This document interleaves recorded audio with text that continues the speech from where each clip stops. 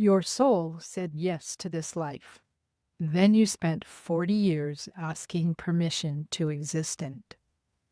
Hey friends, I'm Sandy Bartlett, shamanic practitioner working with midlife women who spent decades second guessing themselves. The gap between who you were before the world got its hands on you and who you've been performing ever since.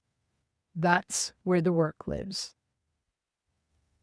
You check the room before you speak. Manage your excitement before you share it. Apologize for taking up space before anyone even asks you to move. That vigilance runs so deep, you think it's just your personality. The careful one, the considerate one, the one who reads the room and adjusts accordingly. It's not a personality trait. It's a survival strategy your nervous system learned when you were young enough to believe that disappearing a little kept you safe. And it's been running ever since. This is soul fragmentation.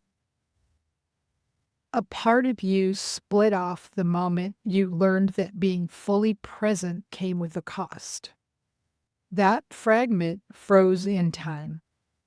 It still holds the original you, the certainty, the joy, the unedited version that didn't care what anyone thought. She's still out there. Your soul knew who you were before any of this happened, before the conditioning, before you learned to perform safety instead of trust it. There was a version of you that showed up to this life eager, ready, certain. That version didn't vanish. You just learned to keep her hidden. So tell me, have you ever felt like the real you is buried under years of trying to be acceptable? Yes or no, drop it in the comments. A few years ago, I had my first Akashic Records reading. And if you're not familiar, it's a kind of spiritual session where someone accesses your soul's history. My guide saw something I wasn't expecting. She saw me before I came to Earth.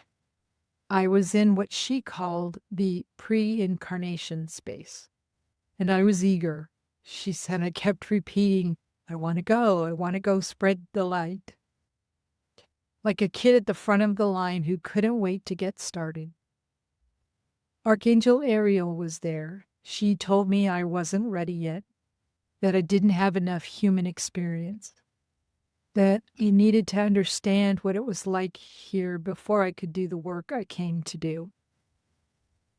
My assignment was to help with Ariel's mission, spreading joy, inner self-worth, abundance. That was the eagerness. That was the yes. Then I got here and I spent decades learning to shrink, to apologize for my energy, to manage how much of me was acceptable in any given moment. The bubbly soul self that couldn't wait to arrive got buried under the weight of being too much. The gap between who I was before I arrived and who I became after, that's the wound. That's what I've spent the second half of my life retrieving. If the vigilance you've been running, the constant self-management, the performance, the disappearing act, isn't protecting you anymore, you're looking at soul retrieval work. There's a part of you that never learned to shrink. She's out there, and she's ready to come home. I work one-to-one with women who are ready to call that part of themselves back.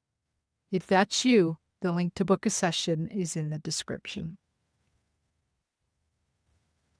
When you stop performing the smaller version, something shifts. You don't become reckless. You don't bulldoze boundaries. You become coherent. The energy you were using to manage how you land gets redirected into just being.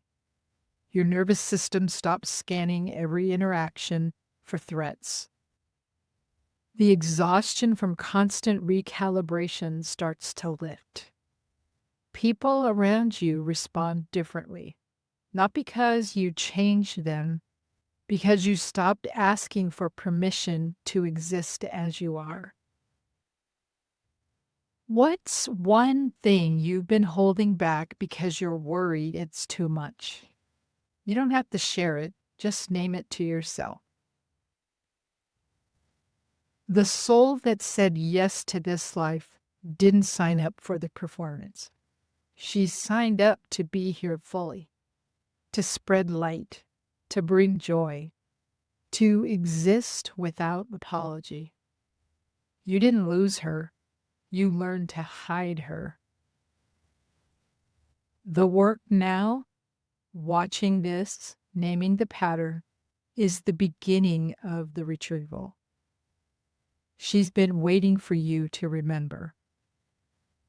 The eagerness your soul felt before you got here is still available.